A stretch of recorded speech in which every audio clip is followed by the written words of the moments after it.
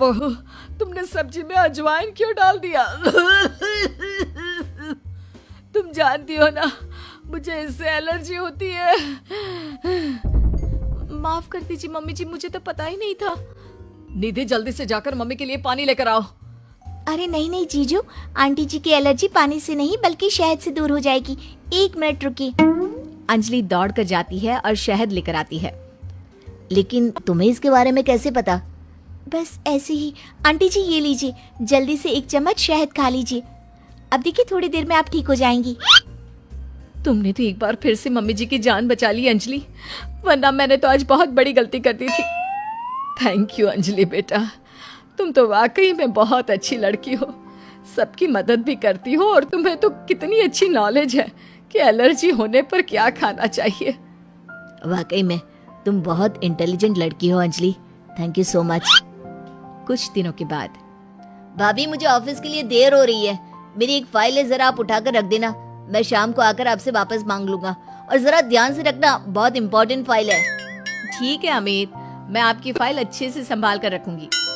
अमित के जाने के बाद, देखो अंजलि, ये अमित के ऑफिस की एक बहुत इंपॉर्टेंट फाइल है। मैं जानबूझकर इसे कहीं पर छिपा दूंगी और तुम्हें बता दूंगी कि ये फाइल कहाँ रखी है। बस जैसे ही वो मुझसे फाइल ढूंढने के लिए कहेगा, तुम फाइल झटपट ढूंढ कर ले आना और उसे दे देना। वाह दीदी, मुझे इस घर की बहू बनाने के लिए आप कितनी मेहनत कर रही हैं। शाम के वक्त, भाभी मैंने आपको एक फाइल संभाल कर रखने को दी थी, प्लीज जरा वापस दे दीजिए ना, मुझे एक प्रेजेंटेशन बनाना है। निधि उस फाइल को ढूंढने का नाटक करती है। क्या करूं देवर जी, आपकी फाइल मिल नहीं रही मुझे। अरे भाभी ये आप क्या कह रही हैं? अगर वो फाइल नहीं मिली तो मेरा प्रमोशन नहीं होगा, बहुत इंपॉर्टेंट फाइल है। अमित, ये रही तुम्हारी फाइल। दीदी ने ऐसी ही बैठक में छोड़ दी थी और वो काम करने वाली आती है ना, वो इसे उठाकर डस्टबिन में डालने वाली थी, लेकिन सुबह मैंने तुम्हारी बात सुन ली थी तो संभाल कर रख दिया। अंजलि, मैं कैसे तुम्हारा शुक्रिया अदा करूं? तुम जानती नहीं तुमने मेरे लिए आज क्या किया है। अगर ये फाइल खो जाती ना तो मेरा बहुत बड़ा नुकसान हो जाता। देवर जी, मैं तो आपसे पहले से कह रही थी, मेरी बहन अंजलि बहुत अच्छी है। वाकई में बहुत समझदार और इंटेलिजेंट लड़की हो तुम। हमारे फैमिली के लिए कितना कुछ कर रही हो, पहले मम्मी को बचा लिया और आज मेरी फाइल। अगले दिन, मुझे लगता है कि अमित भी अंजलि को धीरे धीरे पसंद करने लगा है। तुमने फिर से वही कहानी कहना शुरू कर दिया। मैंने कहा ना, अंजलि की शादी अमित से हम नहीं करवाना चाहते। देखो बेटा, तुम्हारी बहन बहुत अच्छी है, लेकिन फिर भी मैं अमित के लिए किसी दूसरे घर की लड़की लाना चाहती हूँ। एक ही घर की 2 लड़कियां मुझे अपनी बहू बनाकर नहीं लानी। मम्मी जी, मेरी बहन ने आपके लिए इतना कुछ किया और फिर भी आप उसके साथ ऐसा कर रही हैं।